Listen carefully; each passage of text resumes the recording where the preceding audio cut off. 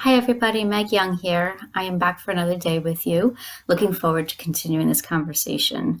I appreciate everybody who has been putting some comments or emails to me about what they're going through and what they're doing to try and help through this crisis for themselves.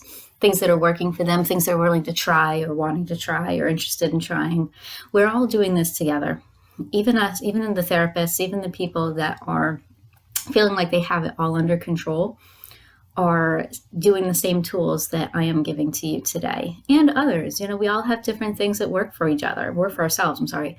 We all have different things that work for us.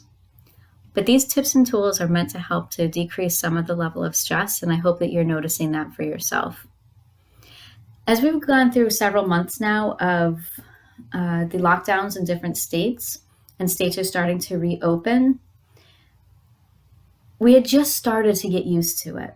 The brain had just started to get used to, this is a new norm. Everything's being shut down. I'm starting to fall into a new routine and do things in a different way. Starting to get used to, working from home and dealing with the kids and dealing with being a parent and a teacher and an employee all at the same time.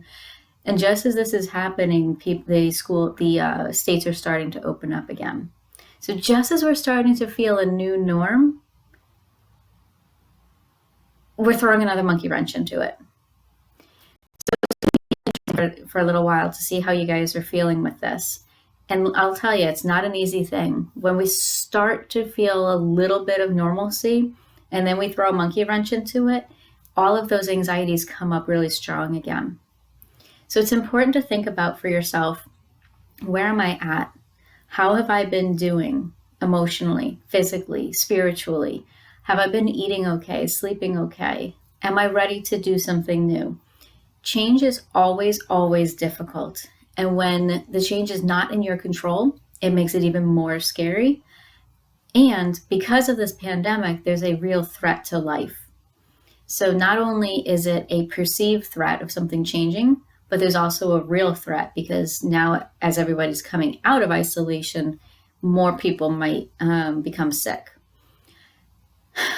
It's going to be an interesting transition where some restaurants and some people are not really going to be ready to come out and about yet.